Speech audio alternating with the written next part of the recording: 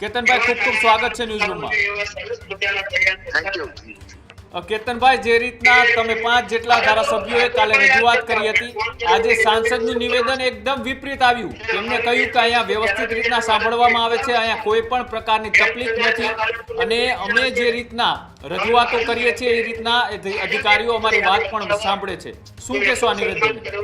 સાંસદના નિવેદન પર એટલું કહીશ કે જે સાંસદ જે રીતે સંતોષકારક જે વાત કરી છે એ પ્રમાણે અમારે એવું જોઈએ છે કે દરેક જનપ્રતિનિધિ બોલે, જન બોલે, અને એટલા માટે સરકારશ્રીની વાત છે તો સરકારના ખૂબ સારા કામ, અને આજે પણ આ 30 વર્ષથી ગુજરાતમાં ભારતીય જનતા પાર્ટીની સરકાર હોય અને દર ચૂંટણીમાં સારામાં સારું પરિણામ મળતું જાય છે. એનો મતલબ કે સરકારના કામથી લોકોને સંતોષ છે, પણ સરકારના કામને અને સરકારની યોજનાઓને જે લોકોની વચ્ચે પહોંચાડવા માટેનું માધ્યમ છે સરકારી અધિકારી, એ અધિકારી પોત કરી અને જે રીતે એ પોતે જ સર્વે સર્વા છે એવું પ્રસ્થાપિત કરવાનો પ્રયત્ન કરે છે. અને આ મેં કહ્યું ને કે અમારા 5 ધારાસભ્યની વાત નથી, આ જનજનની વાત છે.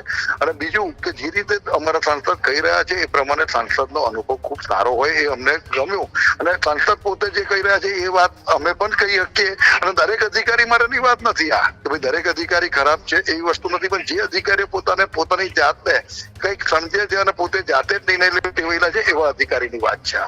કેતનભાઈ, જે રીતના તમે કાલે પત્રની અંદર ઉલ્લેખ કર્યો હતો કે ફૂલ ગુલાબી ચિત્ર દેખાડવામાં આવે છે, આ રીતના અધિકારીઓ એ સરકારી યોજના લોકો સુધી ન પહોંચે તેમાં ઠાગાઠૈયા કરે તો મેં કીધું કે વિડીયો કોન્ફરન્સના માધ્યમથી ગુલાબી ચિત્ર બતાવવામાં આવે છે, એ વસ્તુ ગ્રાઉન્ડ રિયાલિટી અલગ છે. અને આપ પણ મીડિયાના મિત્રો ગ્રાઉન્ડ લેવલ પર હોવ છો, આપને પણ પોતાને ખબર હોય છે કે ભાઈ શું પરિસ્થિતિ છે.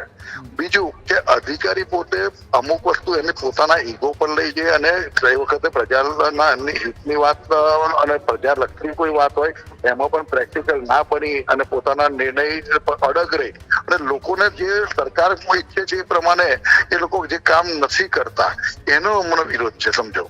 કેતનભાઈ, એક વાત એ સમજવી છે કે સરકારે કરોડો રૂપિયાની ગ્રાન્ટ આપતી હોય છે, નાના લોકો સુધી યોજના પહોંચે, પણ અધિકારીઓ એ યોજના સારી રીતના ન પહોંચાડે તો એક જનપ્રતિનિધિ તરીકે ચૂંટણી સમયે કેટલું ભોગવવું પડતું હોય છે તમારે? બહુ જ ભોગવવું પડતું હોય છે. બીજું કે જનપ્રતિનિધિ જયારે બોલતા હોય ત્યારે જવાબદાર વ્યક્તિ છે. જનપ્રતિનિધિ વાત હંમેશા લોકોની વચ્ચેની હોય છે અને અમે કાયમ કહેતા હોય છે કે અધિકારીઓને ડાયરેક્ટ લોકો સુધીને કોઈ સંપર્ક બહુ ઓછા હોય છે.